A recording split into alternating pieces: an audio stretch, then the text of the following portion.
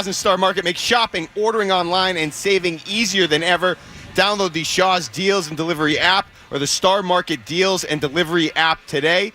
Mark Dondero, Joe Murray, and let's go right into Mike Vrabel's postgame press conference brought to you by Oakers Technologies. They've done well in your mind. They're playing well together. I feel like they're complementing each other, and our turnovers are created by more than one guy. There's some great efforts, but it's somebody tipping a pass or it's somebody that's putting pressure that's usually helping that dude, or Zach's, dialing something up that kind of changes the look, and we're taking advantage of, our opportunities.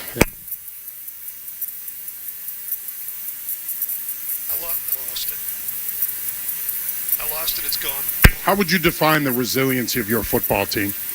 I think, again, there's times where it doesn't look great. And we know going against a great defense, which, that's what they are. It's hard. There's some tough sledding, and there's some plays that don't look great. It's a fast, talented defense, and we talked about that coming in. But in the end, it felt like, we just kind of stuck around, and we always talk about it only takes one play. And early on, that might have been Pop and Marcus. KC caused that touchdown that Marcus took back, or Kayshawn in the second half, and Drake giving him a ball. So it just takes one play, and I think that sparks us. Over here, you mentioned the offense there in the fourth quarter, and we've talked to you about Drake all season, but maybe not the best first three quarters. Just talk a little bit about what he was able to do and kind of stay resilient in that fourth quarter. Yeah, we talk about not going in the blender, and I think it's hard. They put pressure on us, and we know we got to take care of the ball. Drake knows that. But to be able to stay the course and to trust Kayshawn and give him a great ball that, it was him or nobody, and those guys have kind of done that all year. Is when we needed a play, they've been able to do that for us. You said at the beginning, Mike, that the players aren't satisfied, and you can tell that. Can you give me an example of what you saw that indicates that? Also, coach's job is always to tune out the noise. There's going to be a heck of a lot of noise this week. Are you satisfied that you've got your players to tune out that noise, or is that a work in progress? Well, it's going to, we know the stadium's going to be loud, so the louder the better. Every opportunity. I think what they've done is we've asked them to embrace the preparation, embrace the strain, and also enjoy every minute of this. Enjoy walking into this stadium, coming in here, enjoy putting your uniform on, enjoy going out there and warm-ups, enjoy seeing your family, but most especially enjoy, the execution. So we'll keep doing that, and we know we got to go on the road to a number one seed in the AFC, and it's not going to be easy, but we'll come out and be ready to go. Coach, congratulations on the victory here tonight. You talked about a loud stadium potentially in store for next week. How much do you feel that the home crowd played into the victory tonight in the last home game of the season? Well, they help. They help tremendously. And again, there was, they ratcheted up there in the fourth quarter, and some of those third down stops that, back by the lighthouse, I felt like that was really ratcheted up. And, when they chose to punt, that was huge for us. And then, they got a great punt, and then, we took the ball. But, the harder we play and the more plays that we make, the louder they're going to get. I've said this since we've been here. They're knowledgeable fans. They've seen a lot of good football over the course of 20-some years. So they know what it looks like, and they have high expectations. Hi, Mike.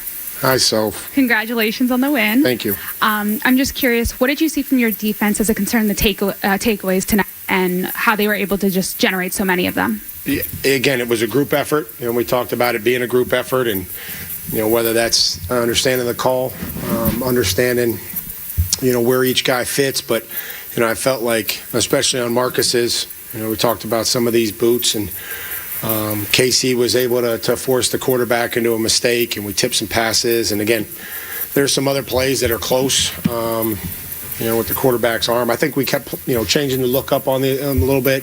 Give our guys credit. To be able to disguise. We talked about that, and certainly affecting the quarterback is a big part of winning in this league. Mike, you mentioned at the outset, everybody's stepping up, everyone's making plays. What does it mean to you as a coach to get a full three-phase effort in a playoff win here tonight? I mean, a lot goes into it. We always give the credit to the players, but I'm extremely lucky for the staff that we have. Their knowledge, their alignment, their loyalty, and the ability that they've given our players to have confidence in their job is something that I really appreciate. So, again, the results will always be for the players, and because of the players. But, I appreciate the staff, and I can't thank them enough. Again, I tell the players all the time I'm proud to be their coach, but I appreciate the staff as well. Hey, Coach, you always do such a good job of complimenting your players, but in terms of preparation, you take so much pride in getting them ready.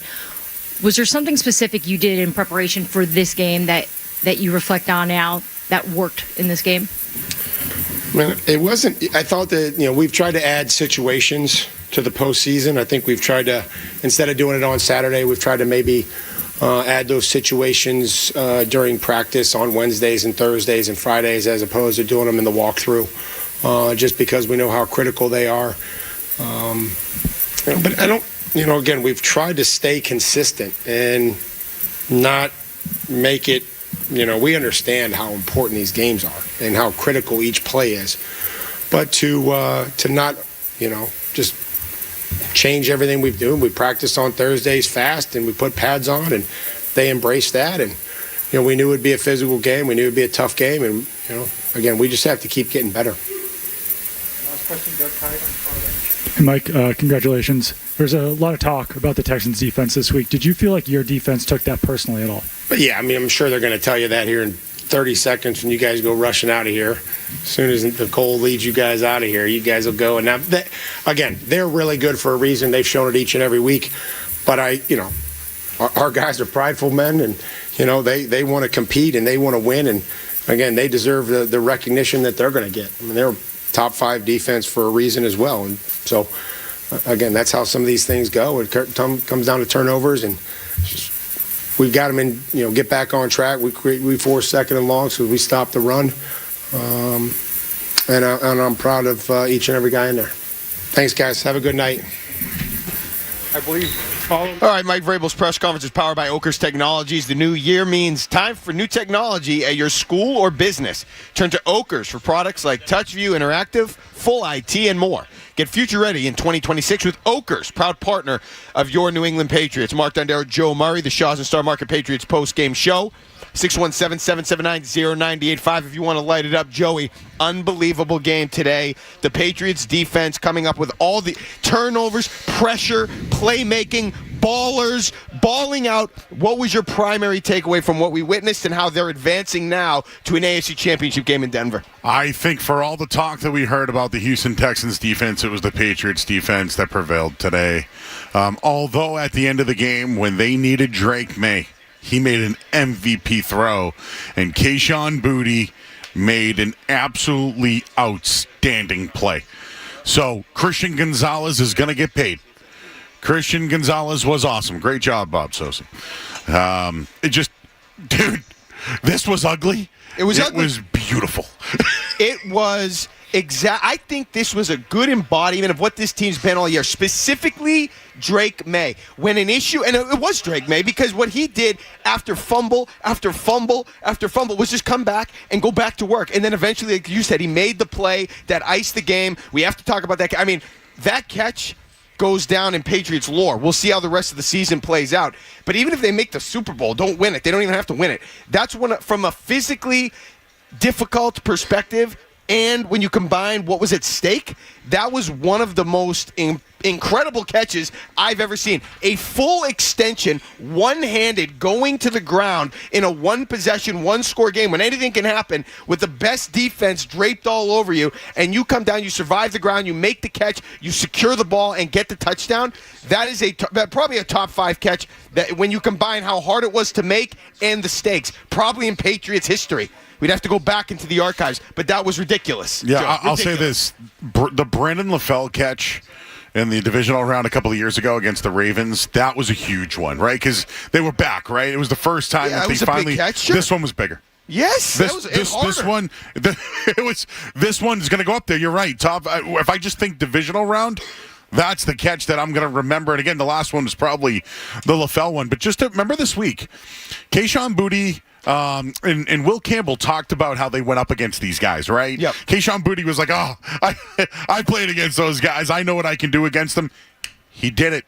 Like Will Campbell today went against Will Anderson and did it. And quite frankly, Drake May, as you mentioned, he's always responded after turnovers and did once again today. He keeps coming. Drake May, 179 yards, 3 touchdowns, 1 interception. That interception, I don't even count because that was on a Hail Mary at the end of the day. Like, doesn't even matter. The 4 fumbles, obviously a problem. You got to give some credit to that Houston defense. I mean, how many times did they go out and just basically reject the ball? It looked like basketball. They just rejected it out of his hand, causing the fumble. That's excellence, and you got to tip your cap. You got to be more careful and protect the football better. I'm sure they're going to talk about that this week. But again, we knew, Joe, these mistakes were going to happen. Yeah. They were going to happen. And quick, a shout out to the analysis, this pristine analysis on ESPN's NFL Live. Every single person, and I have their names right here. Let's just say their names. Mina, Ryan, Hannah, Dan, and Marcus. And I'm a fan of a few of them.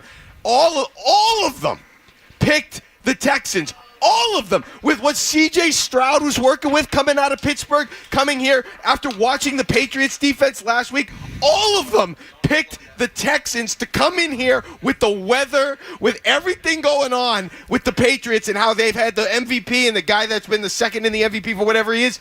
And you all picked the Texans.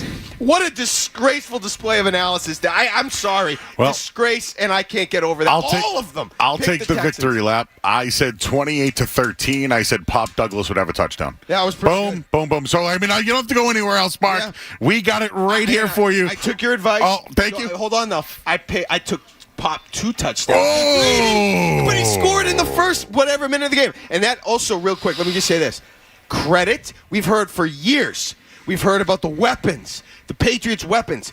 Douglas, Boutte, Diggs, 3 outstanding catches for touchdowns in this game. Patriots receivers making plays in this game, despite the fact they've been, the weapons have been a concern. And even now, you'll probably find somebody that says they're concerned. To this day, that was a big-time moment for all 3 of those guys today. Yeah, I just want to say this. The Texans are a good team. They've drafted well. Sure. Great defense. But I can't believe the Patriots and what they've had, right? To now match their level and now being in an AFC championship game. If I'm a Texans fan or looking at the Texans, I give them a little bit of the side eye today. Listen, they're the divisional doormats. They're what I thought they were. Right, they're the tomato can. They were better than that today. Don't get me wrong, but they got to come in and beat this team. I'm sorry, they had everything going their way. They won 9 in a row. They had, again, the top defense in the league. All I have to say is this: the schedule will get brought up because look what they got next week, and we'll get to that. Yeah. All I have to say is easy schedules, things going in your favor, top 5 defenses. Drake May and the Patriots beat them all this year. Yeah, schedules. I don't want to, because they're going to, if they win the championship, Joe, they're going to go through the top defenses, good teams, and a good team probably out of the NFC West. I don't want to hear about the schedule means nothing. What a waste of breath that was. All year long, talked about the schedule. For crying out loud. They came in here, their defense dominated 2 teams that were, really good, won all these games, 9 in a row, whatever, and they made that guy look like a high school player today. That was a disgrace. What a disgrace that was. Some of the throws he made, some of the interception that Davis made when he was rolling. I mean, you can't even keep track of all the interceptions. How is a kid like that who went to Ohio State can't throw in the snow? Well, he can't throw in bad weather. He doesn't like bad weather. He doesn't like it. He wants every cold weather game in city to have a dome. He says quoted to saying that in the past. Yes. So another dome team loses on the road. Yeah. And it's all going this way. So we'll see what happens later on tonight in the NFC. But this being here, Mark, this was a wild game, man. It was unlike anything I've seen. All the mistakes, but the plays. The plays that were, all kinds of plays go up and down the roster. Who didn't make a play in this game? Jeez, I don't know. It was great. Christian Gonzalez is going to get paid. Yeah, and the guy that really was on the other side got paid this offseason, right? Singletary. Yeah, I think they got to open up the checkbook for Christian Gonzalez. Great player, and he played like that in this game, and that's what you're going to need. It helps to have a number one corner. And once again, these Texans, with all these pass rushers going back to the J.J. Watt days, still can't get out of the divisional round. Do you think that the Texans should have benched Stroud at half? Because Zoe was calling. You know what's funny? Davis Mills was warming up like he was coming in the game, and he looked like he could just throw it better. And I wonder if they were thinking about it. I honestly do, and I can't wait to hear the other side of that one. I'm glad Zoe mentioned it because I could see it from far away. When they were warming up, Davis Mills looked like the better passer in this type of situation. I don't think they should have. I understand why you talk about it, a Tua Tagovailoa, Jalen Hurts situation from the national championship game years ago. But that messes with your culture. That messes with the stability of the team and the offense. And if you do win going forward, creates kind of a mess. I don't think the game wasn't out of hand. If the game was out of hand early and he looked that bad, maybe. But the game wasn't out of hand. I don't think you can do it. A million places to go in this game. But again, I just thought that catch from Kayshon Boutte in that moment, full extension, one hand, through the snow, going to the ground, one of the best corners in the league. Was that Stingley on him? Yeah, I think it was, yeah. Him, and he makes that catch to ice the football game. That's one of the most impressive plays I've seen in years here. Well, one turning point I would say for the Texans side of things, once Dalton Schultz got hurt and came out of the game, whoever 87 was, Stover, stinks. And I know that they just had no other guy, right? Because Kirk had a nice touchdown. That was a very nice physical touchdown. Yep. Outside of that, Jaden Higgins had a decent day. Xavier Hutchinson, 4 for 44. Besides that, they got nothing else. And again, I think it was their quarterback that was pretty bad today. But Woody Marks rushed for 17 yards. They gave up 48 yards on the ground to this team today. So again, all the talk about the pass rush of the Texans. Did anybody talk about number one in the league this year in stopping the run?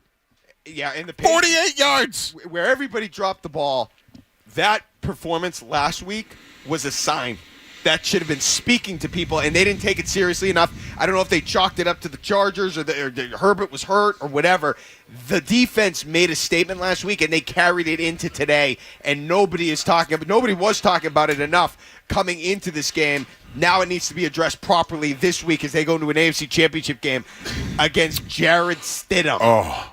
We'll talk about that. Mark, we just should mention the snow's coming down here in the booth. They're about to close the windows here, but due to the projected weather forecast at the conclusion of the game, the Mass Department of Transportation has notified the standard post-game traffic plan in conjunction with the state and local public safety and stadium officials.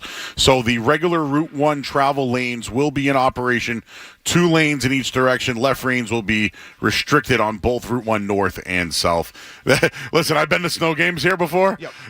People, when it comes to the rain or the snow, they don't know how to drive. So just hang out with us, relax, and it's probably going to be a little bit hectic out there on the way home. It's funny you bring up the snow game. I feel like this was a messier, sloppier game than the snow game from January of 2002. Yeah. I mean, there was some missteps and turnovers, if I remember, in that game, but this was something. I mean, I can't get over the amount of times the ball hit the turf, the interceptions. Started 4 in the first half. I mean, that is a bad high school stat line that they rolled with for the rest of this divisional round playoff game here at Gillette Stadium. 617-779-0985. Mark Dondero, Joe Murray. This is the Shaw's and Star Market Patriots post-game show on the Safety Insurance 98.5, the Sports of Patriots Radio Network.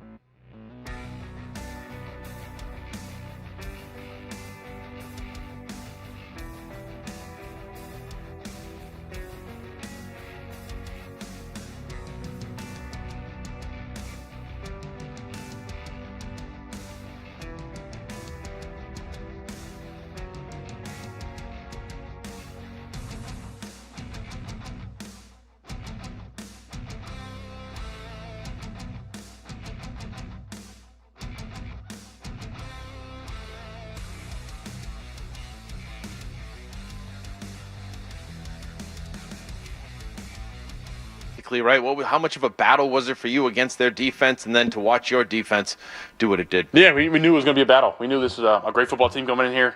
Happy for the guys, man. This is one to enjoy. It was tough. Battle the elements. Props to our defense. They played great. We made enough plays on offense, but we cleaned some stuff up, and we knew they were going to be a good defense. And like I said, our defense helped us out all nice, and special teams was huge as well. So just proud of the guys can enjoy this one, and we're back on the road.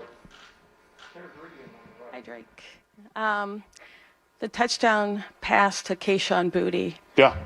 The play he made, did you even see it, or it was just a matter of you kind of leading him and knowing he was going to make a play? He keeps on making them. He keeps on making plays, making me look good, and I'm proud to be able to give him some throws to make a play on it. And I think one-hand catch. There's not much else to say about it. It's pretty sweet. It kind of looked.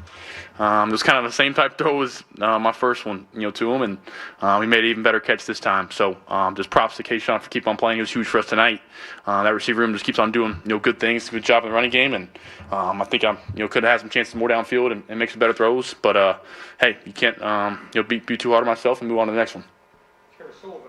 Drake, as the fourth quarter started, like what were you thinking about kind of using the clock or getting some more points, or just, it had been obviously a pretty tough game up to there. What was going through your mind? And I just wondered if you had any thoughts on Bo Nix and the unfortunate injury. Yeah, there's some ups and downs with the games. I think just, our mentality on offense is go down and score. There's no mentality. I think when it becomes a two-possession game at the, late in the fourth quarter, it kind of becomes a different deal. Like we were, at the end, just proud of the offensive line for being able to run it when they know we're going to run it. That last, that second to last drive.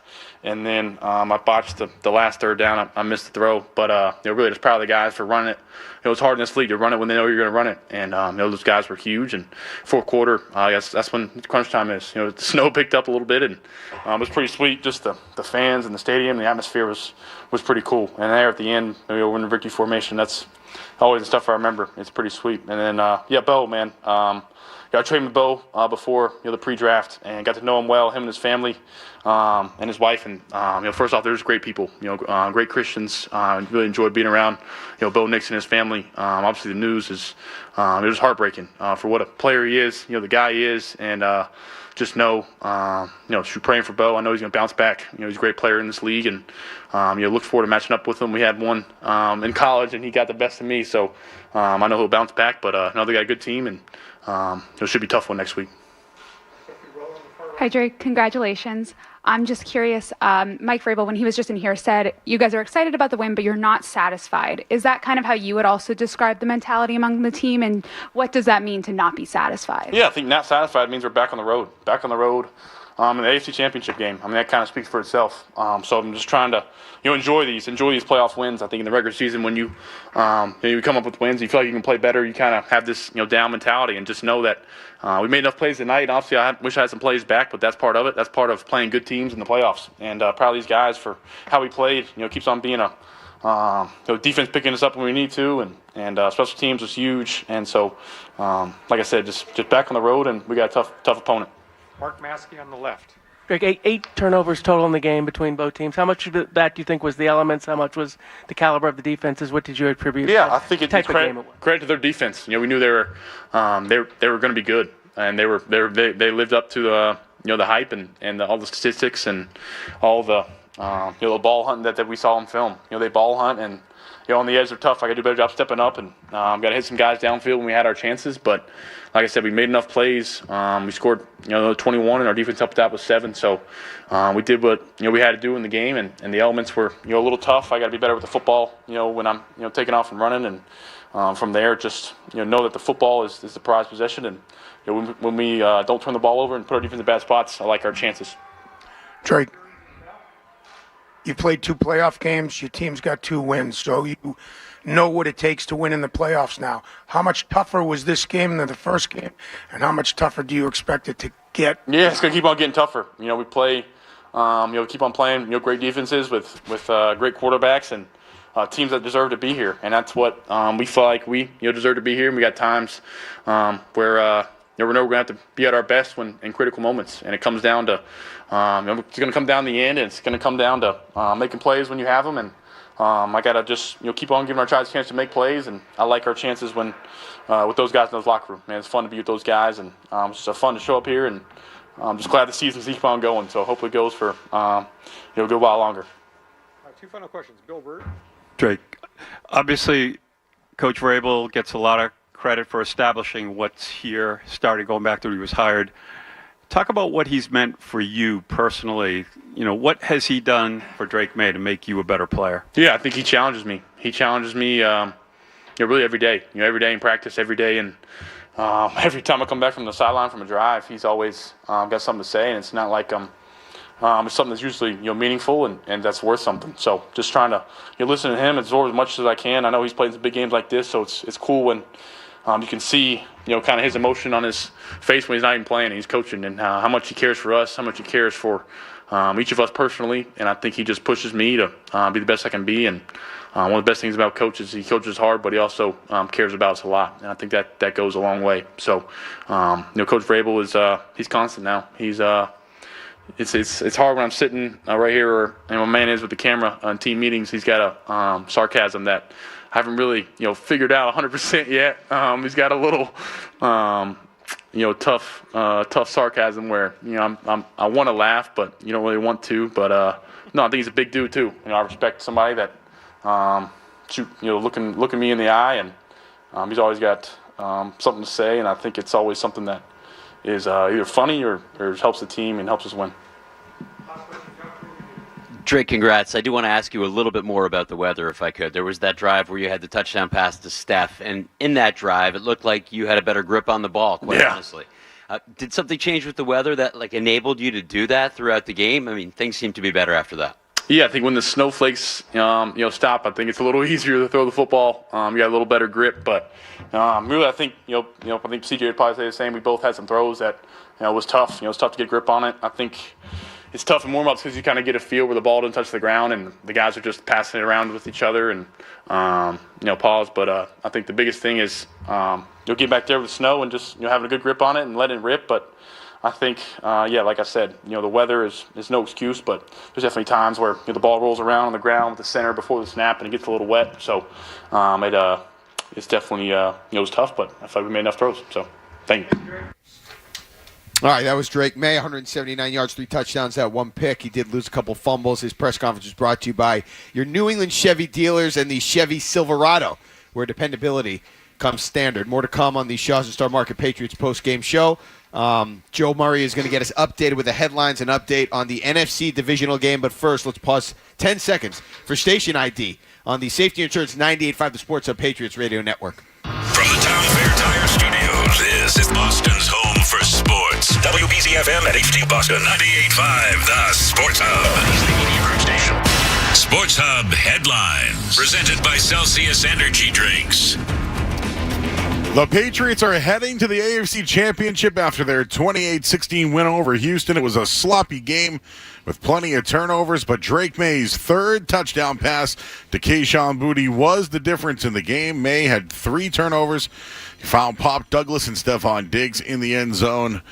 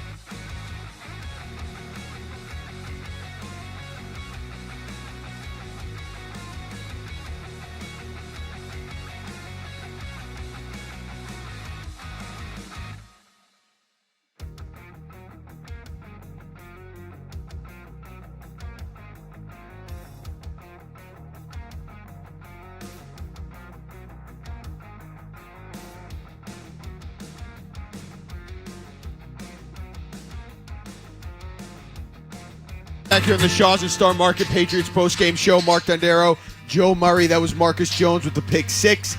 And Joe, for my money, that felt like the turning point. I mean, a million plays were made in this game. That one, though, felt like the turning point. Gave the Patriots the lead, reestablished their presence defensively. They really never looked back from there. Yeah, Marcus Jones, man, he can do it all, whether it's in the kicking game defensively. But scoring the touchdown was really what really helped out. And I just looked it up, but he has 6 touchdowns that aren't offensive plays in his career. Crazy. 6. He's a playmaker, and he's a plus defensive back. He's not out there just because he's an athlete. He knows what he's doing. Let's go to some of the calls. Scott is in Texas. Let's lead it off with Scott. Can you guys pull up Scott? My board is locked up here. Thanks. Hey guys, how you doing? Just looking at possible, rooms of improvement. I think the defense has come out great the first 2 games. Nothing to critique there, but a little disappointed both games with McDaniels and how he's come out and started the game. I feel like Stevenson in both games had a few nice runs, and he kind of went away from him in the first half of both games. And after watching the Denver game yesterday, it feels like their defensive line is good. The pass rush may be. They weren't great against the run, and I'm just looking to see, is that something that going into next week, are they going to look to bring up that jumbo set and run the ball down Denver's throat? You still need to lean on Ramondre Stevenson. I'll say this about the running game. The eye injury or whatever happened to Stevenson, I'm going to give them a little bit of a pass because that obviously messed them up from a schematical standpoint. I knew coming in this was not a Travion Henderson game. I don't think he does, he's not a guy that's going to break a lot of tackles, so I didn't love the chances of him really being the workhorse today. But I will say, in terms of the running game, that was a clutch drive in the fourth quarter. Great execution with Stevenson primarily, but a little bit of Henderson too, where they were able to get, I think it was 2 first downs, move the ball off the goal line, basically all with runs, mostly with runs. I think there was that 1 first down throw to Diggs. But that was great execution running the ball there. Took some time off the clock, punted away. That's all you needed there. They ran the ball just the way you need to in that spot. There's 12 minutes left. They got multiple first downs. There's huge, and he held on to the football.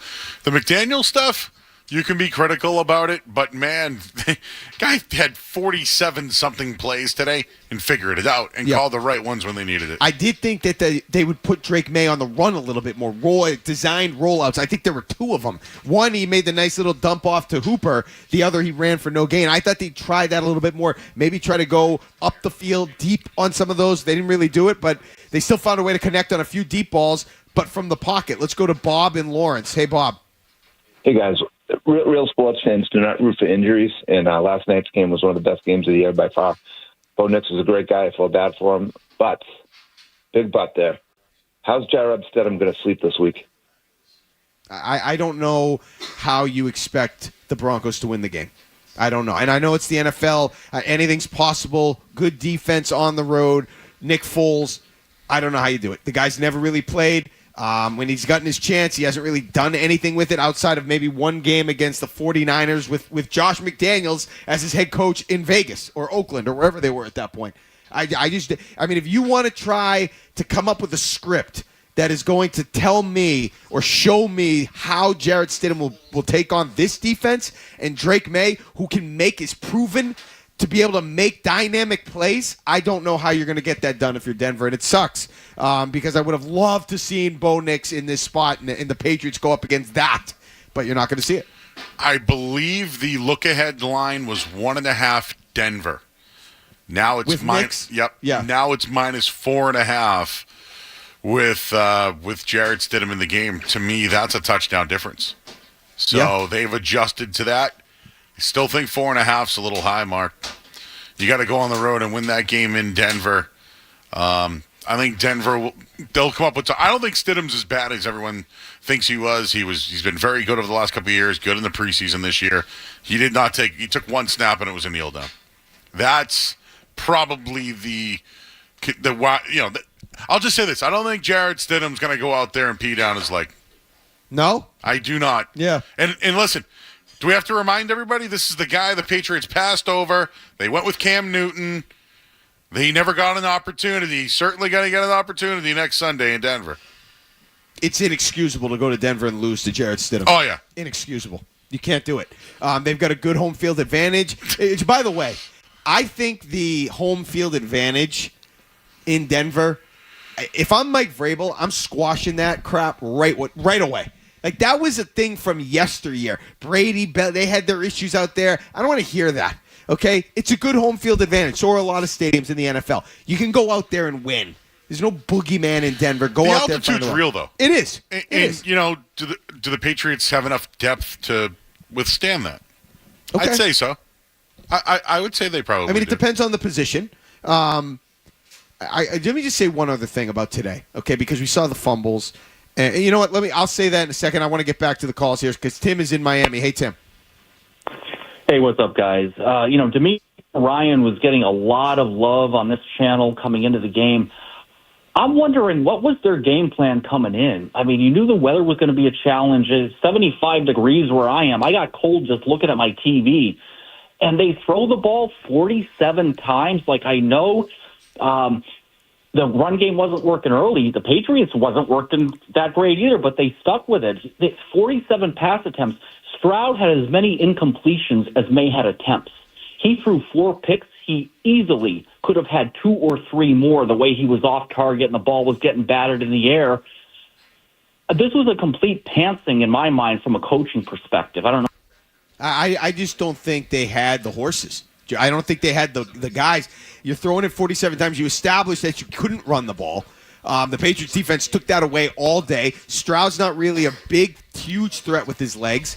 They had no Trent Brown, no Nico Collins, lost Dalton Schultz during the game. There's 3 guys there. I think you're right. I think today, what were the Texans trying to do? I think they were trying to run the ball, and they just could not do it. I couldn't believe that. I couldn't believe he only had 17 yards rushing. Who is that guy, though? I mean, he was okay. He's 700 okay. yards, 4th-round pick. Okay. You know, Nick Chubb was supposed to be the guy. Mixon never came back. But that's who they were. Like, they were riding that guy. Today, it fizzled out. They missed a back like Mixon. He's a good player. Obviously, they missed Nico Collins. I'm not sure it would have mattered, but I do think C.J. Stroud you can't be that inconsistent and then not follow it up with making the dynamic plays. A couple nice throws. The throw to Kirk was nice, but those aren't dynamic plays, Joe. And those don't change the game. That was a good job reading the blitz and hitting the guy, but that's not going to change the game. And I think today was a good referendum or a good example of why you pick a guy like Drake May. And that might sound obvious, but today is why those game managers or whatever you want to call them, Cam Newton, don't work. Okay, because you got to make play, and even when you're in the midst of making mistakes and fumbles and turning it over, May's ability to make the dynamic plays was the difference. That's what put this game away. That's why you draft the quarterback at 3 overall. That's why you have to get the guy, because just surrounding him with talent is not good enough. That's a game that Drake May is able to find a way to win because of his dynamic ability to make those types of plays despite the 4 fumbles and 2 lost fumbles, because he can make those plays. A game manager can't make those plays, and you can't win those games. Curious, do you think this game was too close considering all the losses that the Texans had today? Yeah, probably. It probably was, but their defense was not at a loss. They had a full throw. Look, if they didn't turn the ball over, they have more breathing room, but they didn't. You knew they were going to do that. I didn't think he was going to fumble 4 times, but it's a good defense. Give them credit. They played well. They got to him. They made some unbelievable plays on the ball in the pocket, and they caused those fumbles. And that's what it is. But he was able to make plays, and your defense, which was under-discussed all week, came back and made plays of their own. 617-779-0985. Mark Dondero, Joe Murray. This is the Shaws and Star Market Patriots postgame show on the Safety Insurance 98.5 The Sports Hub, Patriots Radio Network.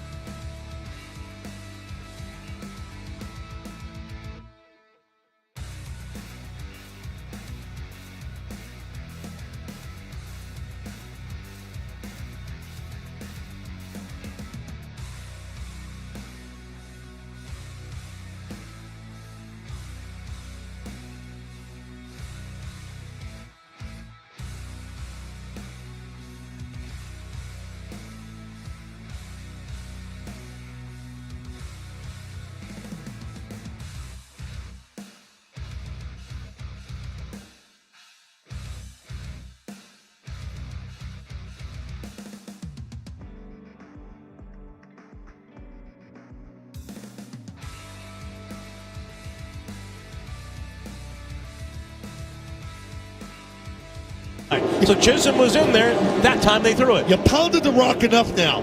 Now you play action in. I said it. Tight ends are coming next because those backers are sucking up. They're going for the quarterback. They're going for the ball. Get the tight ends involved now.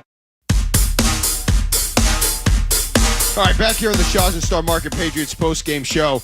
New England converted 13 first downs today. With every first down, Credit Union's Kids at Heart funds promising studies into new treatments for pediatric brain diseases. Learn more at cukidsatheart.org. Just for those commenting and asking on the YouTube chat, yes, that is T-Bone. He is here. You could tell. I recognize him because I could see his tricep horseshoe ripping through the shirt, the tight shirt that he's wearing. So he's here. He's doing his thing and doing a nice job. Okay, Joey. This game. So let's go back to the calls because we got a few on the board here that I want to get to. Let's talk to Mike's and Randolph on some of these turnovers. Hey, Mike. Hey. So, Drake May, he did nothing with any of those turnovers he was given. He should have done more. He should have capitalized more. And question two, excuse me. Dummy up. So, listen, I thought the biggest you asked about was this game closer than it should have been, okay?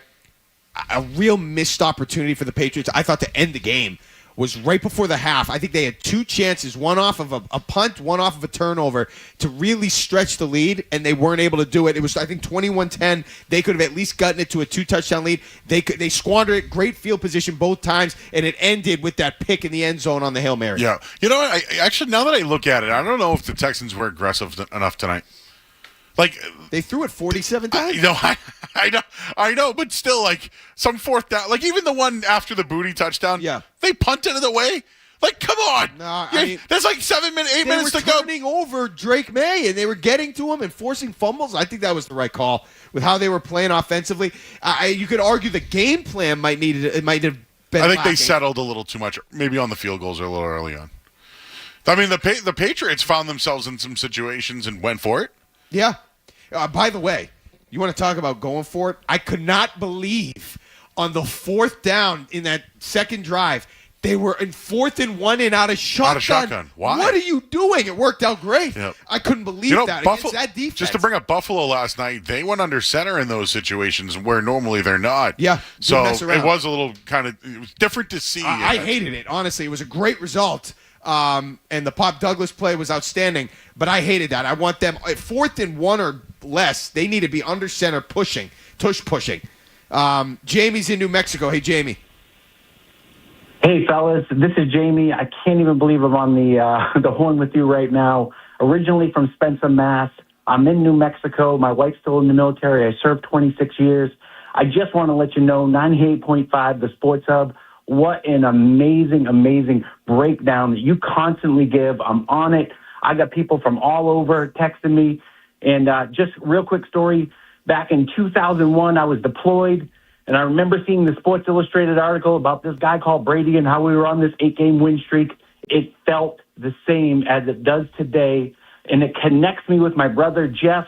He's over there in Rutland, Mass. What an amazing game. You guys keep it real. And one thing I want to say about this game, Kayshon Boutte brings it every game. Amazing catch. We need to see more of him going forward. Over to you guys. So real quick, Mark, I wanted to bring this up. So the reason why I picked Pop Douglas to have a catch is because he had a big game last year when the two teams met. Mm-hmm. It was Drake May's first start, if you remember. I'm showing you this right now, but do you remember the touchdown pass from Drake May last year to Kayshon Boutte? Yes. It's the same exact play. Yeah, not as last year was not as difficult of a catch. Yep. But it's the same player. Literally the same guy. The same catch, same play from a year ago. Yeah, I'm telling you. And that was and Josh McDaniels was not the offensive coordinator last year. That is one of the underrated storylines of this season. Kayshon Boutte's reemergence late in the year. He was excellent to start the year. Then he got hurt. Then he came back. He wasn't really the same. He has reemerged as all of the above. Deep threat, key third down possession guy. I mean, he is making plays. He had the key penalty that he forced before the third down throw that he made the ridiculous one-handed full extension catch, which I still think is a top 5 catch in the Patriots' history. Yeah, I'll shut up after this one. The Houston Texans absolutely missed Stephon Diggs today. They absolutely missed him. No, yeah. 100%. Absolutely. They let him go, went to the Patriots, and it's helped them.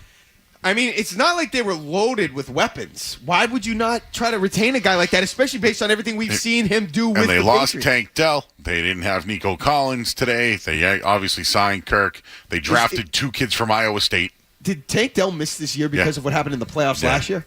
That's tough. I mean, he's a good player. But I feel like Diggs would have been a perfect guy to get into the ear of Stroud all year. They just let him go. Yeah. Benny's in Oxford. Hey, Benny. Hey, what's going on, fellas? Man, that D-line looks... What's up, Joe? Haven't talked to you in a while, man. Yo, bro. Milton Williams changes so much in that D-line, man. I finally noticed Barmore's name again. Chaseon's getting after it. I mean, Ellis out there just cracking helmets, man. That guy loves to hit. Tonga today with another big sack. It's 2 back-to-back weeks, for Williams, a big sack, obviously, in the game last week. Tonga today. The defense obviously played great today. But the offense, Josh McDaniel, Drake May fumbles, obviously, credit to Houston's defense. I mean, they're great. They're considered one of the better defenses of all time for a reason. But, Josh McDaniels didn't help on one play call when he had the empty back set and left Will Campbell one-on-one with Anderson. I thought that was a terrible thing. Unless you're having a quick slant or a quick 3-step drop, you can't do that. Leave Campbell alone on an island. And then there was also a play where the offense was confused that led to Drake May's run and fumble. So Josh McDaniels left some to be, desired in this game. But Booty and Diggs, just their hands this game were ridiculous. Diggs on his touchdown catch and Booty obviously with the one-handed catch was just insane. Outstanding wide receiver play. But we got to say it. It's unacceptable to fumble the ball 4 times. You've got to clean that up. That is not something you can continue to do. Although, what I will say is we were talking last week, and we weren't alone.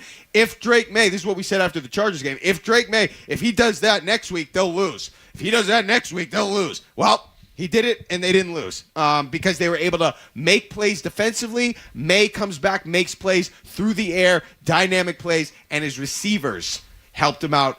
They do have playmakers. They made plays in the biggest game, in the elements, in the weather, under the lights, biggest stage, best defense in the league. Don't talk to me about the playmakers. They've got playmakers. They've got guys that can catch the ball. You've been consistent on that. I've been saying it since last year. Mark, I think since I've met you. I've been waiting. You have said this. I thought they were going to have a bigger season from Pop Douglas.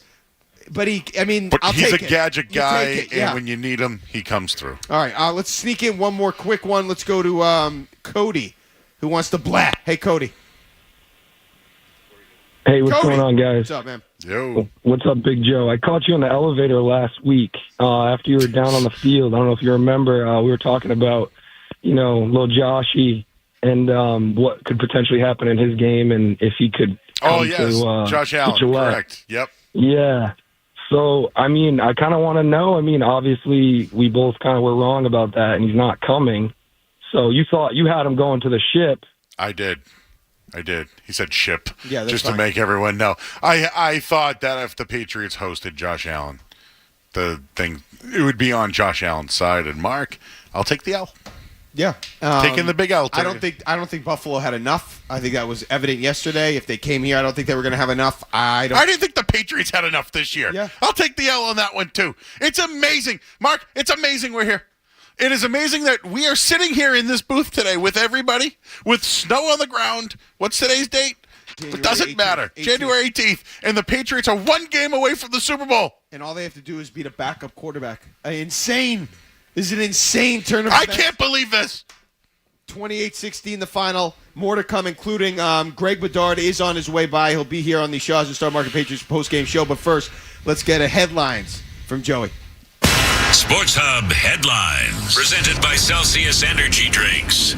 Yes, I can't believe it. The Patriots are going to the AFC Championship game. They won 28-16 over the Houston Texans today. It was sloppy. But the difference was Drake May and his 3rd touchdown pass of the day to Kayshon Boutte. May 3 turnovers. He struggled in this one, but did hit Pop Douglas for a touchdown early on. Stephon Diggs in the end zone as well. The defense was outstanding. They intercepted C.J. Stroud 4 times in the win. They now travel to Denver, where they are 4.5-point favorites.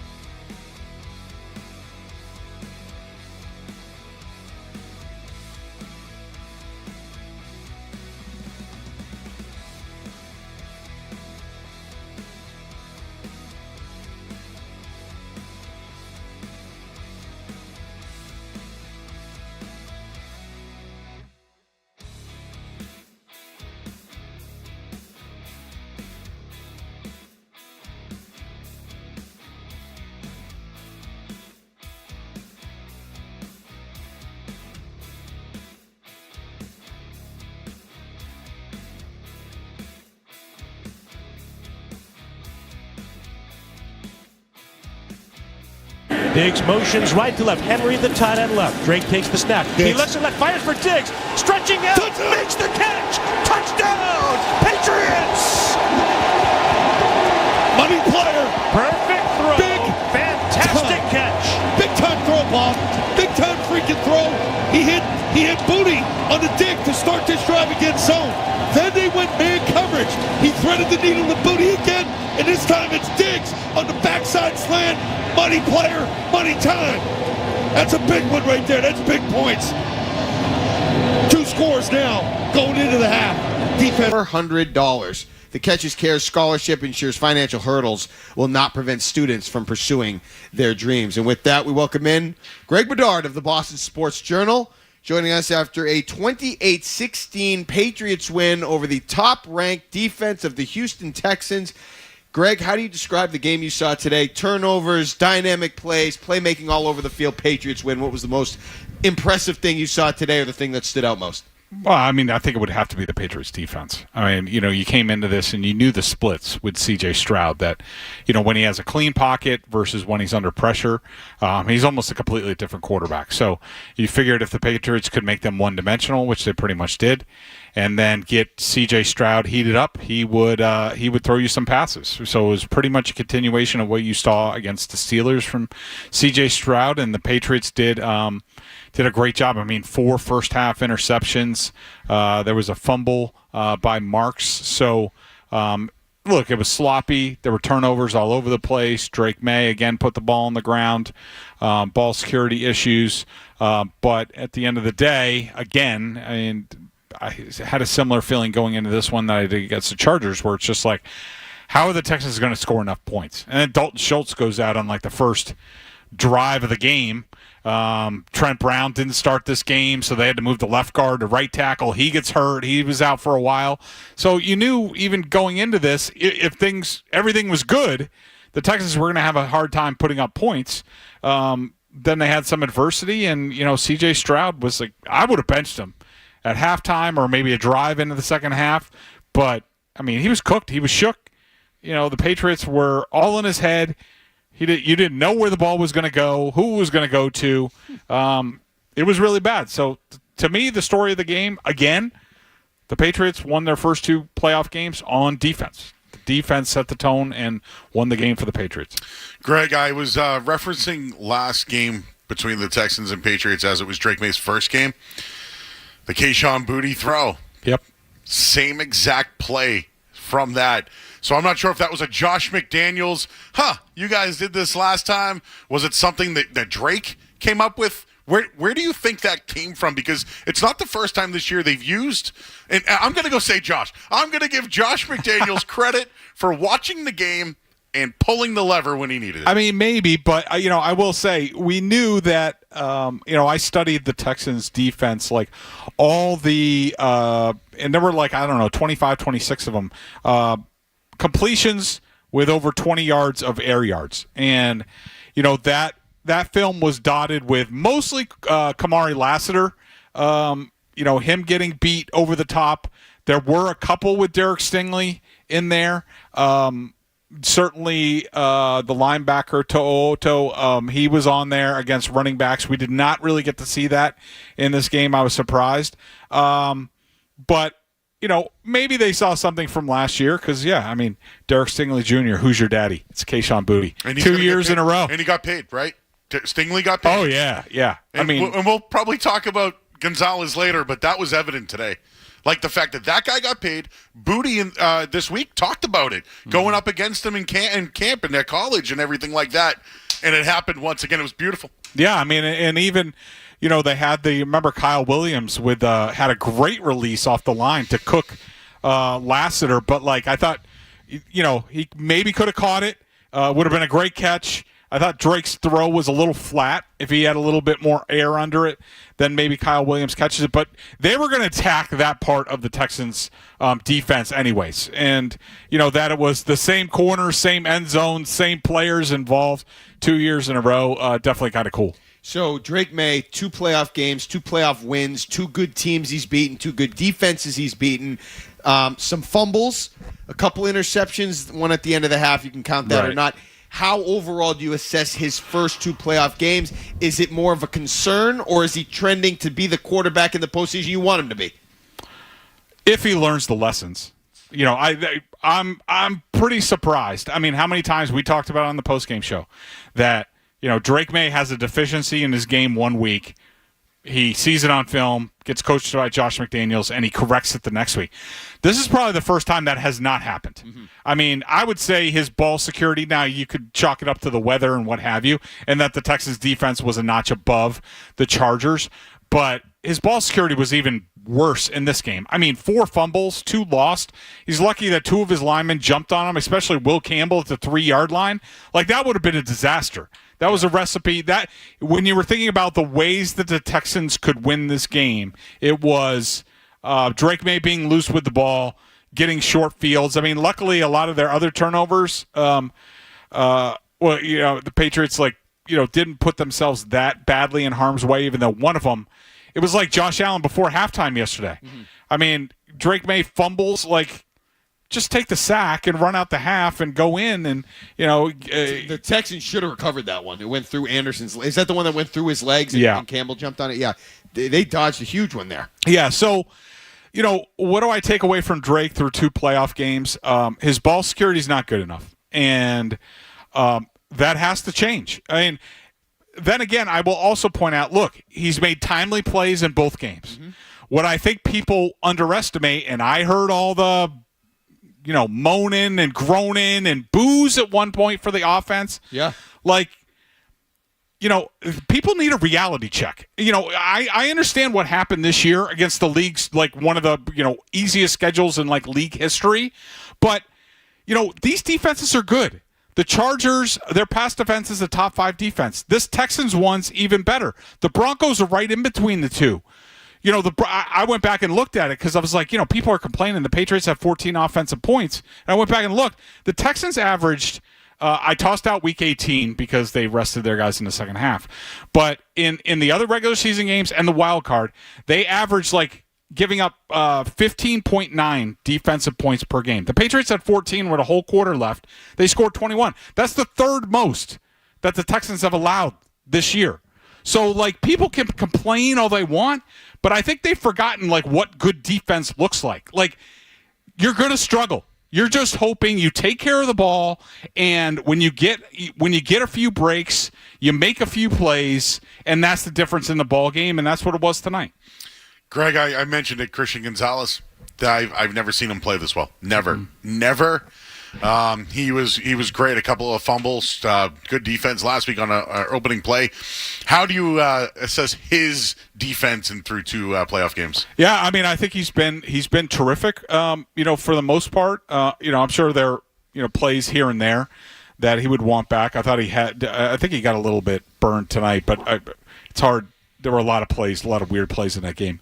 But I think he's been terrific. And to me, I'll have to go back and look at the stats, but to me, it's coincided with they played a lot more tight coverage.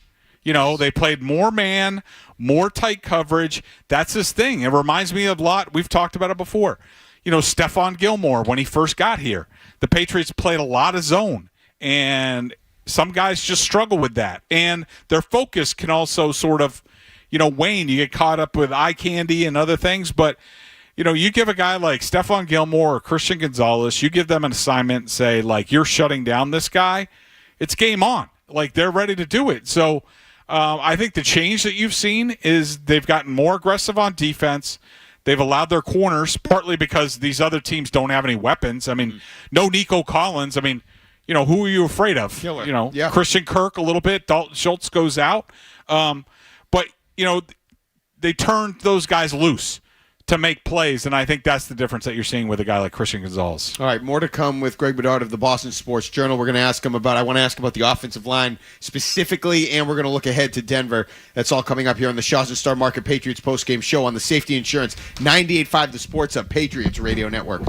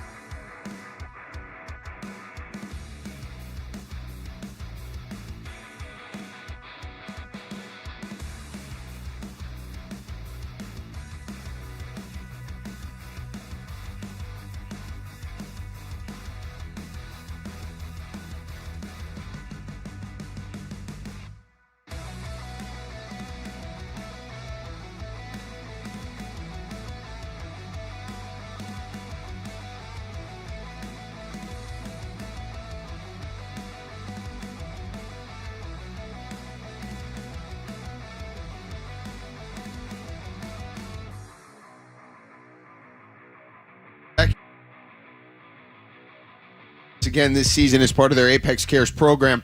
Apex Entertainment will be donating $100 to support autism education and research at the New England Center for Children for every converted field goal. For more information, go to apexentertainment.com. Back here with Greg Bedard of the Boston Sports Journal and, of course, Joe Murray. Greg, the offensive line was under fire. Will Campbell specifically, he got a little ornery with the media during the week after the game against the Chargers, gave up some plays today. How would you assess and react to their game today? And is there a problem that might be brewing where discussions might have to take place?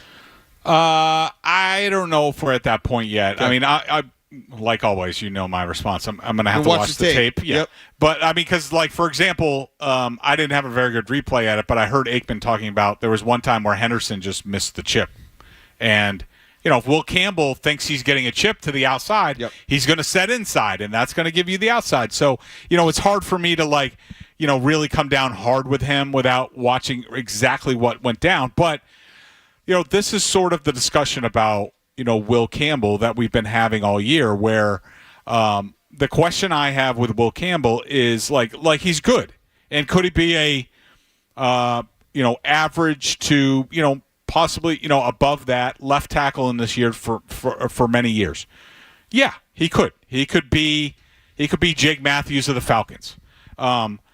The question with some of those guys, and I think Matthews is better than Campbell, and I think I don't know if Campbell's going to get to that level, but the question with these guys who don't have the measurables is, okay, you can get away with it in the regular season, but can you win a Super Bowl with that profile player at left tackle? And as you've seen the last 2 weeks, and it's not going to get any easier next week against the Broncos and Nick Bonino and all these guys, you know, is Campbell good enough? Like, do the Patriots keep hitting their head on the ceiling because, you know, for example, Joe Thuney, who's now back at left tackle with the Bears because they lost their left tackle, you know, last year wasn't good enough for the Chiefs that he went over to left tackle in the Super Bowl. It was good enough to get to a Super Bowl, but he's a guard, you know, and Will Campbell, you know, I still see him as all-pro Hall of Fame left guard. Mm-hmm.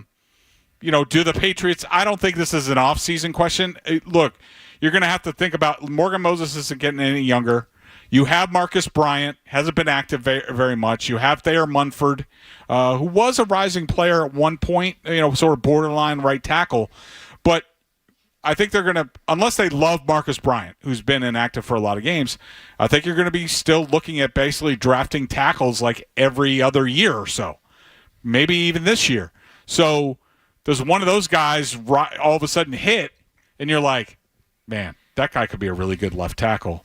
Let's move him over there. Let's move Will Campbell inside to left guard, you know, where they don't really have anybody because Jared Wilson is a center. So, yes, I think it's a conversation. For the next couple of years, probably not. Okay.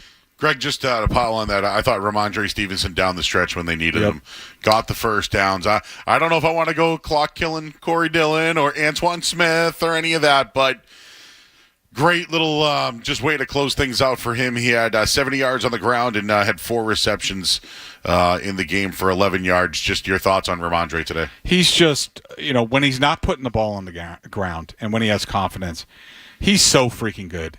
He's good at everything. I mean, I remember I was watching through my binoculars, and this is after watching, you know, Travion Henderson go for -2 or 0 yards like 15 times in the game while Stevenson was dealing with an eye injury. But, you know, Ramondre Stevenson got this carry over, like, left guard, and there was nothing there. But Ramondre Stevenson all of a sudden does a spin move, and he gets 4 or 5 yards. Mm-hmm. Like Travion Henderson just, you know, and maybe he gets there, I don't know. But Travion Henderson just doesn't do that. Like, he doesn't have a counter move. It's either the path is there, the hole's there, and he uses his speed and he hits it, or he's going down. He's just running into people, running two tackles. And Stevenson is just so shifty. His vision is so good, how he can hop over a gap or two, depending on how it's blocked, where, you know, Henderson just can't do that. So the difference in this Patriots offense, you saw it tonight. The difference in this Patriots offense from when Stevenson is in there and going well and when he's not is night and day. And you just felt like when Stevenson came back, like things sort of settled down for the offense. It wasn't great, but you felt better about it.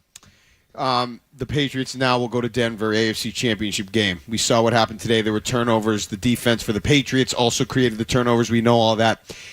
Keep in mind, too, Mac Hollins could be coming back. Is he coming back? Do we know if he'll be back or he's available to come back? I do not know that. Okay, so we'll have to see. Denver lost a couple. Obviously, we know about the Bo Nix thing, but they had a couple of their receivers go out during the game. Yeah. We don't know the status of them.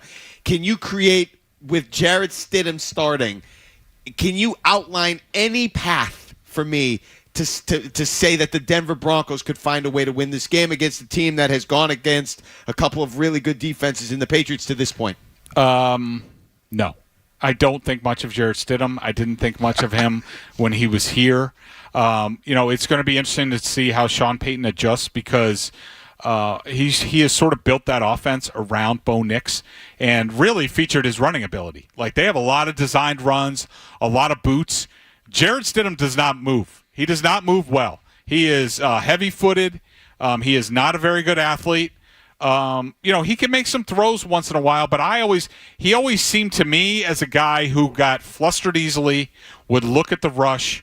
You can get pressure. I mean, I think it's going to be 3 weeks in a row of the same game plan, which is stop the run. And I really like R.J. Harvey, the Broncos back. That was actually the back that I wanted for the Patriots in the draft. I wanted them to go with Arante Ursary in the second round, who started at left tackle tonight, just to double up on Will Campbell because they needed tackles anyways, and then go R.J. Harvey a little bit later in the draft. Like, I don't know, did he go in the second or third round? I think third round. But anyways, doesn't matter.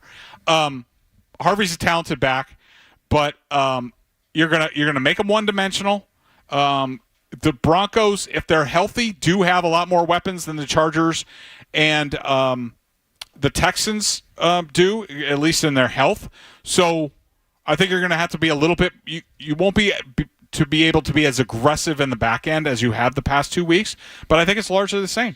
Make them one-dimensional, heat up the quarterback, put on unrelenting pressure, which they have both they blitzed a lot. Tonight was like 50% blitz rate. They pressured them like 44% of the time. Very similar to Justin Herbert. I think it's going to be the same sort of thing. I mean, Peyton's going to have some counters, and he's good at, like, I know what Vrabel and Kerr are going to do here, and I'm going to catch him in this. He'll get some of those plays because he's really good. But, again, it's going to be another game where I'm like, how does this team get to 20? Mm-hmm. And I can see the Patriots getting over 20 a lot easier.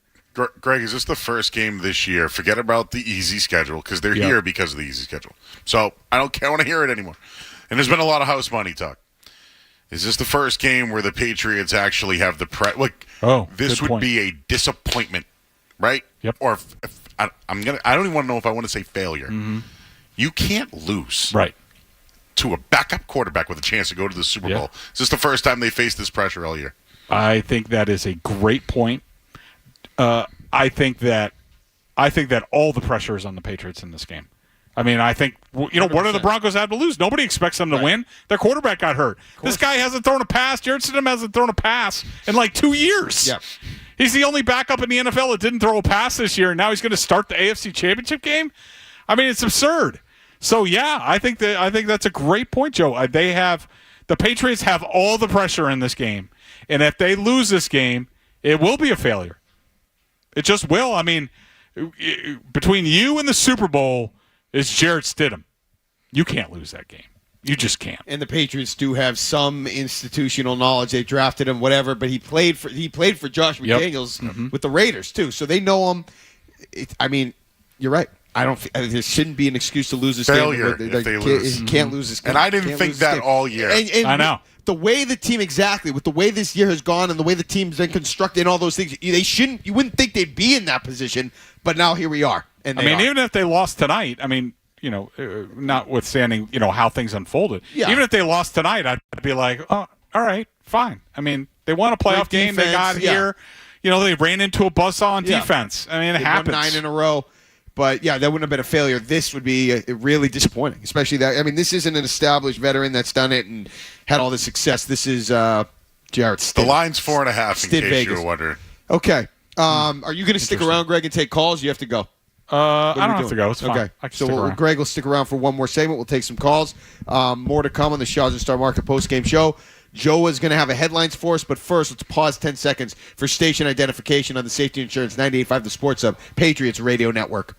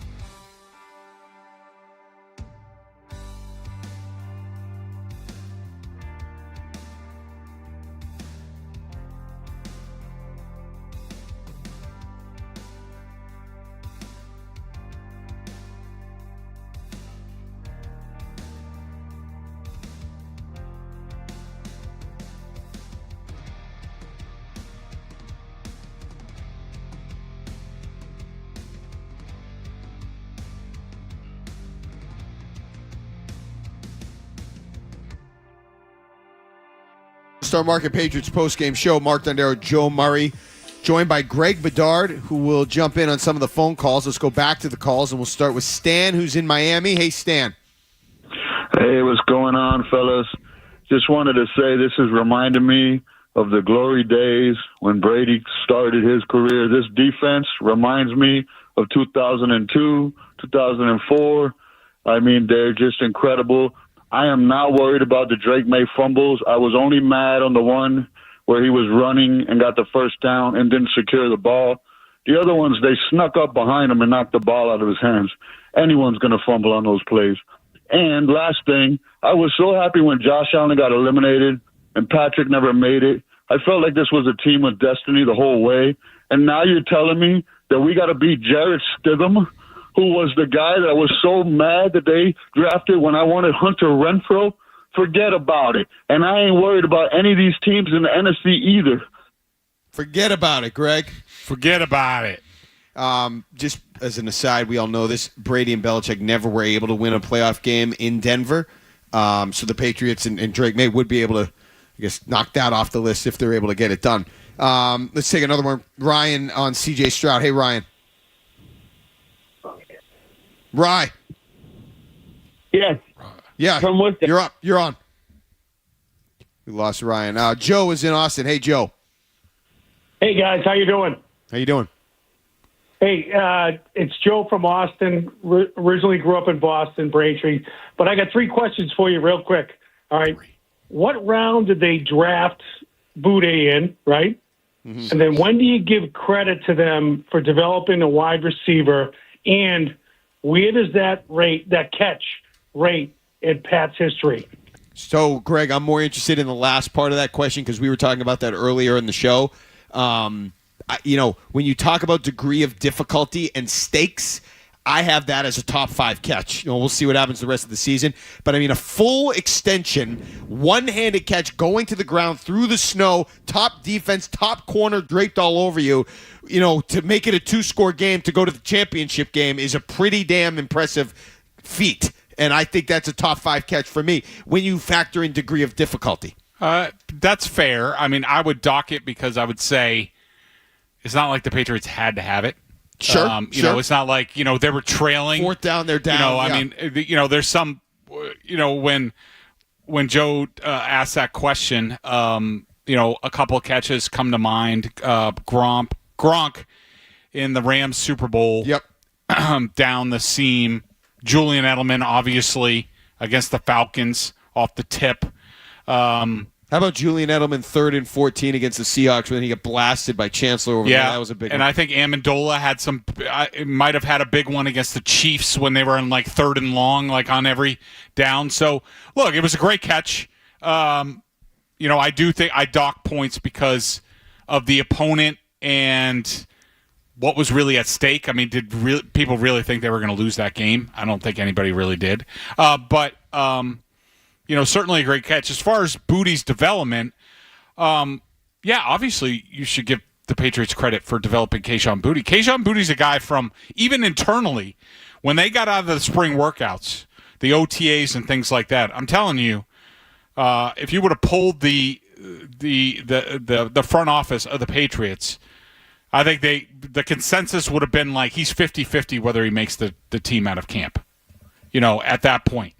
But credit to him, he's grown up a lot off the field. That's what's been a lot of it. But also, you got to give credit to Todd Downing, the wide receivers coach. I think he's done a phenomenal job. I thought that the wide receivers coach, since, Josh took a bunch of people with him, with the Chad O'Shea's and Mick Lombardi's that left the organization, I thought, really hurt. But I think what Todd Downing's done with that room this year has been nothing short of remarkable. I mean, if you're going to tell me a year ago that we'd be watching Kayshon Boutte catch a touchdown to help secure a berth in the AFC Championship game, I would have been like, you're smoking crack.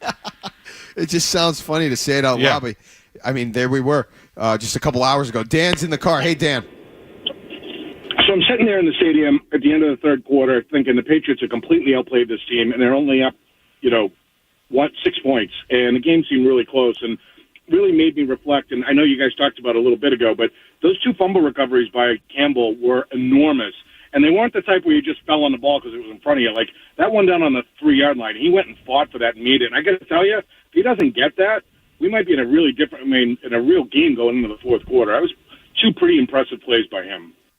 I mean, to me, what's happened the past 2 weeks, and there's been 3 fumbles in the last 2 weeks, that if they bounce a different way, the Patriots could have been out in the first round. That one, Deion Henley was right there for that one with 6.5 minutes left, but Jared Wilson hops on it. I mean, to me, I don't know who in this organization, whether it's Robert Kraft or Mike Vrabel or Stretch, somebody's got a rabbit's foot up their rear end. Like, the great it takes me back to like 2001 where everything it was storybook and everything went their way. Even the bounces are going the Patriots' way. Every game, the injury situation for the other team goes the Patriots' way. Where the Patriots had like 6 guys go out and like 5. The only one who didn't come back was Carlton Davis, and that was probably because the game was over and they were just like, stay in. There were like 6 guys who came back into the game.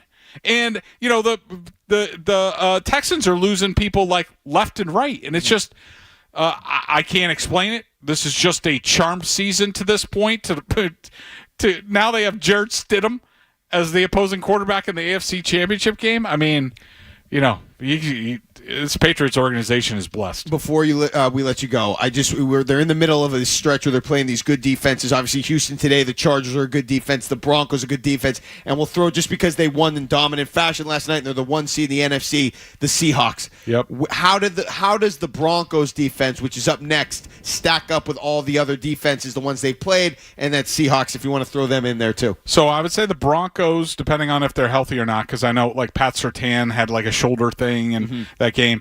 I would say the Broncos come in right between the Texans and the Chargers. And I would say the Seahawks, well, you won't have to play them in Seattle. Right. So that's really good. You are going to have to play the Broncos in Denver. I think Seattle, you could make an argument that they're better than the Texans. It's really close. By DVOA, Seahawks are the number 1 defense in the league, with the Texans number 2. So, yes, I mean, some definite challenges here for the Patriots to overcome. And again, what I started off sort of saying, like, I know you guys love your offense, and I know you love Drake May, and I know you want to chant MVP every other play that he makes in the game. But the further you advance in this tournament, often you're facing really tough defenses. And it's no coincidence that the Patriots have faced the best 2 defenses that they have this year in the last 2 games, and they probably had their worst offensive performances largely since the Raiders game. So it's just the way that it goes. And you just got to figure out ways to win games. All right, Greg Bedard, dropping knowledge. Read him on the Boston Sports Journal, joining us after a 28-16 Patriots win. Patriots heading to the AFC Championship game, and Greg will be covering it. Looking forward to that, Greg. Yes, I was more hoping to host the AFC Championship game, but Josh Allen crapped his pants and blew that chance. Will the altitude be an issue for you? For me? No, I've been there a few times. I haven't had any issues. I have been in the summer. Louth can appreciate that. I've been out there for softball. They host a humongous softball tournament in the summer. That's challenging for the young ladies, especially with the sun and the hydration. For the young lady. I'll be hydrating. I thought you were playing softball. No. Crazy. That's what I thought. No. Bedard at the men over the hill. All right, Greg Bedard of the Boston Sports I did hit fungos for them, and my power was unbelievable up there in the thin air. So. Noted. All right, Greg Bedard joining us. Greg, thanks as always. Nice, Talk to you next week guys. at the AFC Championship game. More to come here on the Shaws and Star Market Patriots postgame show on the Safety Insurance 98.5 The Sports of Patriots Radio Network.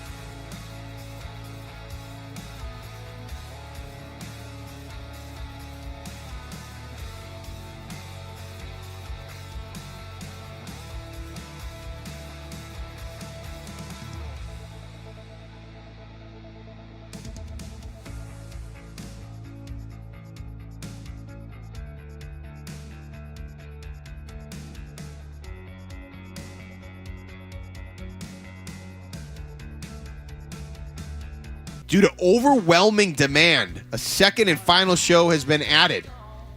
Okay, Chris Stapleton's All-American Roadshow, Saturday, August 15th at Fenway Park. Get tickets Friday at livenation.com. A little bit of Chris Stapleton songs today for the performance from the Patriots, man. Yeah. Do you think they snuck out with a win today? Did they close the door? Because the Ramondre stuff was a closing of the door for me. No, they didn't sneak out with a win today. I would not classify it as that. I thought they were in control basically all game, especially after that Marcus Jones pick six. I thought they were in control. I wasn't panicking at any point during the game. I didn't think, even when they went down 10-7, that was disappointing. But I just didn't think that the offense of the Texans would be able to sustain anything noteworthy enough to allow them to pull away. I didn't think that was it. Even late when it was a one-score game, just felt like they had the advantage the whole time. Yeah. I want to break down the Broncos in a bit, but I know people have been waiting outside with the snow and everything like that. Let's go to Afe in Michigan.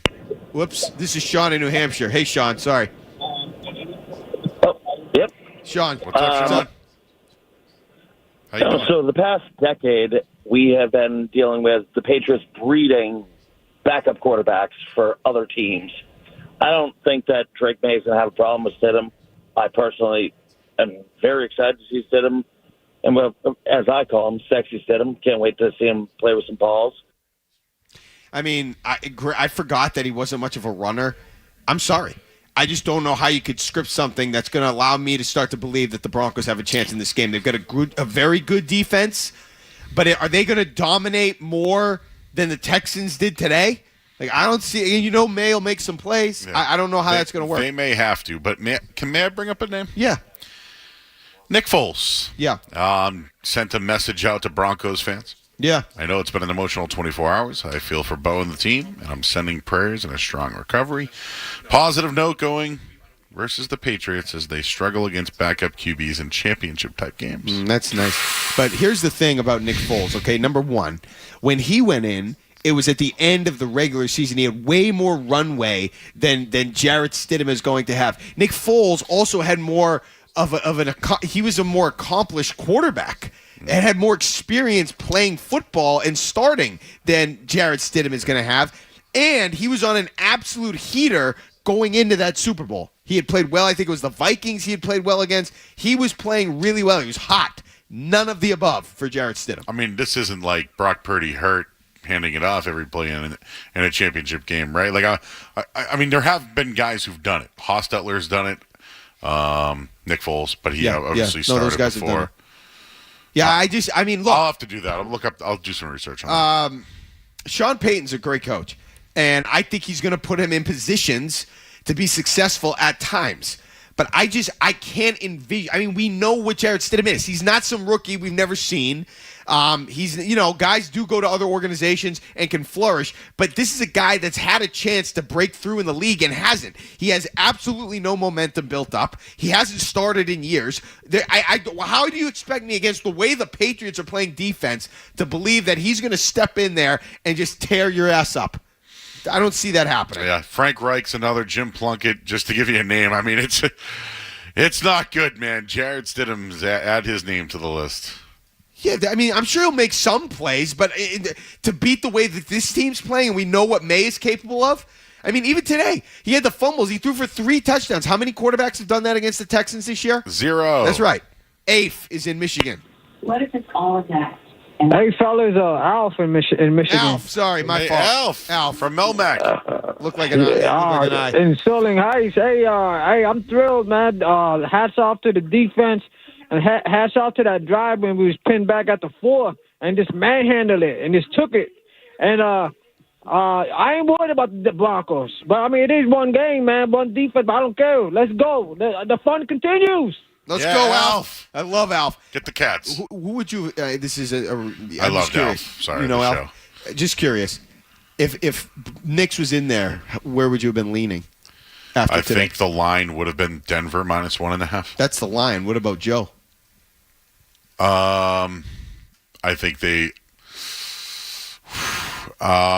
after this game, I felt as the last game, I thought Drake May would get going like a 300-yard game.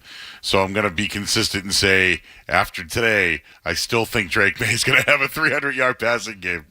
I don't even need a 300-yard passing game. I just need no fumbles. Just no fumbles. Turnovers. You know, you could go 3-1 throwing the ball, but just no fumble. The fumbles, you eventually feel like could come back and bite you. I don't know if it's going to be against Sam Darnold. The Rams, I didn't bring them up with Greg. They're a good defense, too. They know what they're doing. They've got a balanced team. I love it, but there's a lot of good teams that are still in front of them that they're going to have to beat if they want to win the championship. Let's go to Tim, who's in Medford. Hey, Tim. Tim. Hey. We lost Tim. Let's go to Brian in Connecticut. Hey, Brian. Hey, guys. Hey, been season ticket holder for 20 years. I've never thought I would see a bigger pop than the double pass until last week when Hunter Henry scored the touchdown. But Marcus Jones scoring that touchdown today, I want to hear what your guys' thoughts are. Which one was the bigger one with that stadium going nuts? Let's go. So the double pass was bigger to me. Was he talking about the Henry one from last week? Oh, I was talking about the obviously the Edelman double pass. Yeah, I don't I think that was an overrated play in history. It was a cool play to look at. They were moving the ball. They did not need that double pass. They were moving the ball with Brady. The double pass was awesome to watch, and it was an electric play, of course. But they didn't need that play. I think they were going to score anyway. They had figured out that team by that point. They were moving and humming offensively. It was cool to look at. Awesome play to look at. I thought the two best plays of the day was Pop Douglas' catch and Booty's catch. Pop Douglas took it to the house. Yeah, Pop great Douglas, play. Those were the two best plays. Memorable. But you can go back. The Patriots have so much history in the divisional game. I think the catch from Booty today passed that Brandon LaFell catch. Definitely did. The LaFell catch was a better throw than good catch, better throw. This was a better catch than throw. I think they were down in that game. They were down. It was 31-28 Ravens at that point. Yep. But I mean, I don't think that was they had to have it in that moment, or that wasn't a fourth down play. It was late in the game, and it was a great play, and that took gave them the lead. What about you? You think the Pats would beat Denver with Bo Nix? With Bo Nix? Yes. I think Bo Nix would have made more mistakes than Drake May. And again, I'm kind of playing off the way you were, where it's like, well, he'll figure it out. He'll clean it up for next week. I just still, when I watch those games, when I watch him play, there's still a couple of throws where you're like, what was that? Here's another thing. Yeah. What hasn't Drake May answered? He can play in bad weather. Yeah. He can face zone, blitz, man. He can run the ball. He's never come from behind in a playoff game. Late. Like he did in Baltimore, something like that. We saw that with Brady, obviously. I would slot, obviously, that Douglas play was huge. I loved it. The Marcus Jones interception, I thought, was the turning point in the game. That was a huge play in the game. I think he's my favorite player, Marcus Jones. Yeah. If somebody was going to if I was going to get a jersey of a Patriots player, might be him, if I still bought jerseys. But he's just so dynamic and. Was he bodied on the Kirk play, though? The touchdown from Kirk? That was a bad play. Yeah. I mean, I just figured you don't know where Kirk's going, but you're blitzing. He didn't look like he reacted quick enough to the throw. I know he put it in a good spot, a high spot, and he did everything he could. I mean, you saw the replay. He was trying to dig the ball out. He just made a good catch, but, you're not going to make every play, and he's not, their number one defensive back. It was a good play. All right, 617-779-0985. More to come. Shaw's and Star Market Patriots postgame. But first, let's get a headlines from Joe Murray.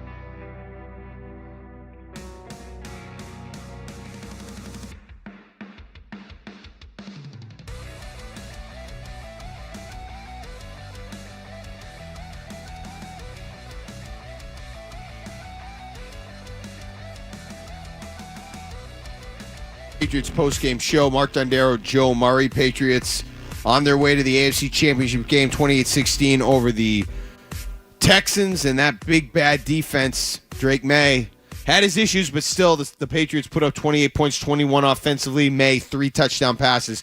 The only guy to do that against the Texans this year. So that was impressive. Let's go back to the phone calls. If you guys don't mind taking Kev, Eric in Charlestown. Eric, what's up? Yeah, so I just wonder when we're going to give flowers to this Patriots defense with Milton Williams back. I mean, I think that they haven't given up more than 60 rushing yards on the ground. And today they dominated the Houston team on, in terms of their rushing attack. So, it's kind of starting to feel a little bit like 2001's Patriots where nobody's really honing in on that defensive front. And just, wondering what you guys think about going into Denver next week and, whoever they play, if they win that game next. Mark, I got numbers on the defense. Yep.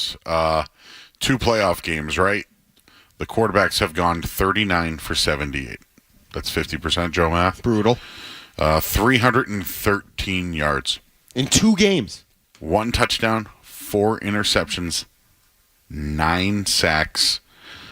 Passer rating, 43. The passer rating is 43.4. They're tormenting people.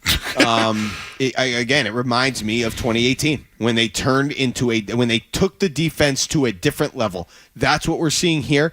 Imagine what they would do if Drake May had one of his Drake May games. No turnovers, 3 touchdowns. It's coming. 265 yards. It's coming. I think it has to be next week. Feels like a good spot. I want to give Denver a little bit more credit. Formidable opponent, number 1 seed, good defense. Jarrett Stidham, and I don't know who he is anymore. Like, he had some decent games with the Raiders. Yeah, but he was good in the preseason this year. If you want to give that, okay. I got nothing, Mark. I have nothing else to give you but preseason numbers.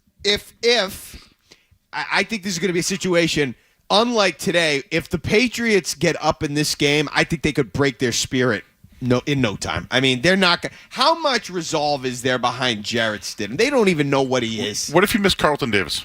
Yeah, he played well today overall. Sutton's good player. Yeah. Where would they go next week? Sutton was pretty dark he did nothing up until the fourth quarter. Yeah. Yeah, I mean, maybe we'll break down on the other side, but I don't know, man. I don't know how the Patriots don't win the game. How do they? They would have to do what they did this week, and then the Denver offense would have to produce points and not turn the ball over. Like, they would need Mims, maybe a kickoff return or a punt return or something.